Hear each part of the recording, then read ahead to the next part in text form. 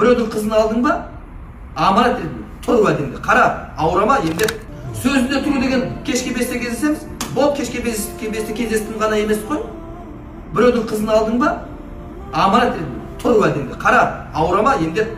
Жылатпа, көңілін көтер, көңіл бөл. Дұрыс па, дұрыс емес? Дұрыс. Ата-анадан туылдың ба, ата-анаңды қуант. Алла жаратты ма, ла илаха илlalloh Мұхаммад расулаллах, мен мұсылманмын дедің ба, бол осы сөзінде тұр енді. Bir күні мұсылман, бір күні алкаш. Емес, сөзінде тұр. Неге сөз бердің? Сол сөздің бәрінде тұр.